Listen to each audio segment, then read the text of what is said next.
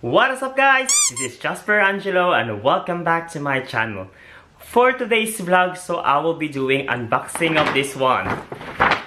So I'm very excited to open this one. So if you are interested, just keep on watching. But before we start, please don't forget to subscribe to my channel and click the bell button to get notified whenever I have a new vlog like this. So let's start!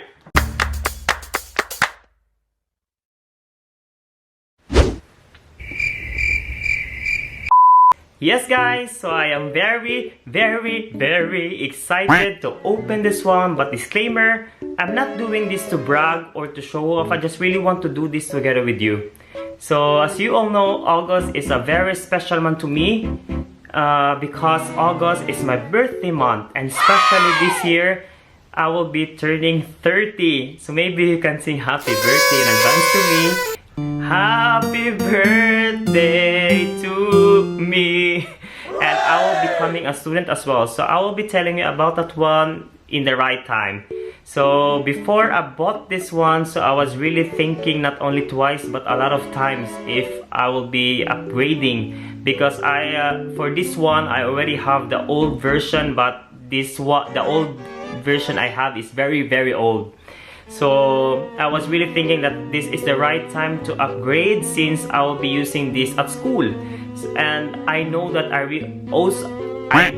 also deserve this one because I've been working very hard.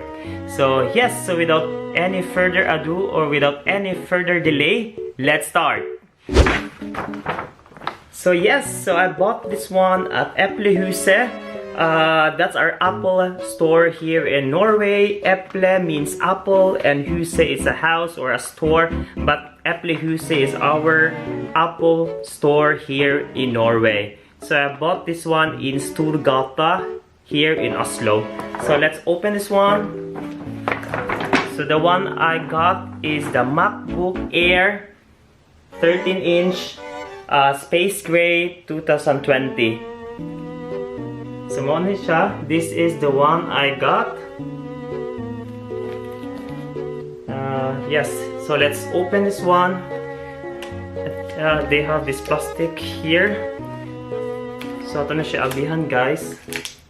Woo! Ding. Oh, listen, paminaw sa ikaabli. Wait. The one I got is the MacBook Air 13 inches Space Gray with 256GB memory. So mao ni siya akong gipalit. This is the one I bought. So ato na siyang i-open. It's really hard to open this one. Wait, mahadlo ko nga mahagbong. I'm really afraid that this one will fall. Wait.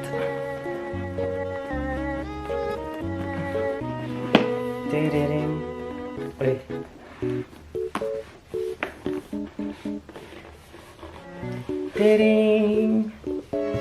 So muna siya ika-open. So kung color gikuha kay Space Gray. So mo na siya ang laptop. So this is my laptop now. Space Gray, so nice kaya yung color. So ato na siya open ang plastic. So we'll be opening this plastic as well. Oh, nice kaya yung feeling ni Kaabi.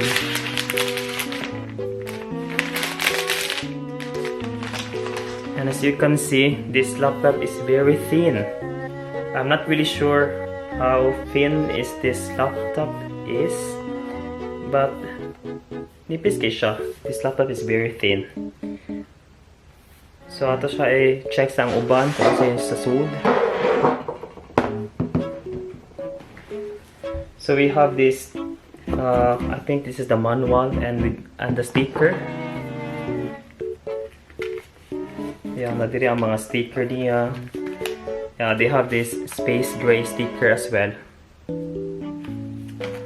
So, maura na siya. Yeah, so after the manual, we have the adapter or the charger. Wait. This is the charger, and Next will be the cable. So yes, that's it. That's the only thing you have in the box.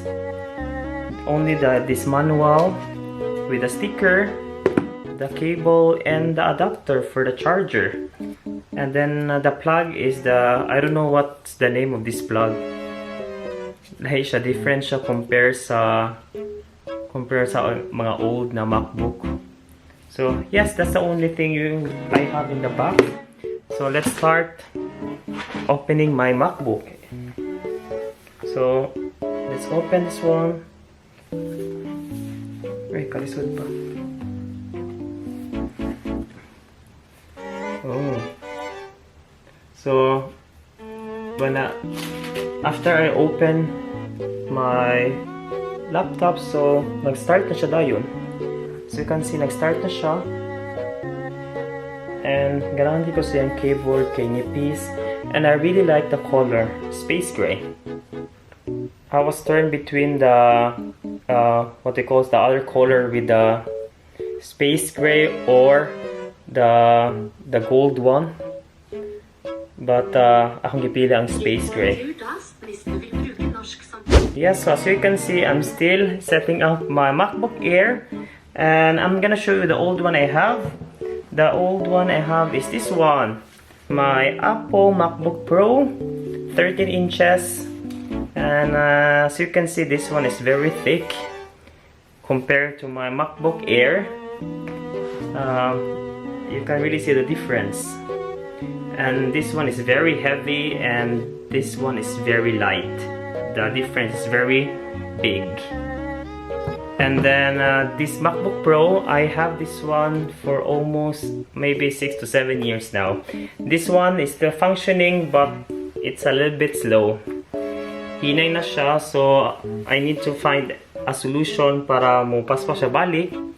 And yeah, let's see kung saan na ako siya afterwards, since na naman ko'y new MacBook Air. But ang kaning MacBook Air, daghan siya mga pictures and daghan siya something nga importante ani, so I cannot just throw this one or give it to someone.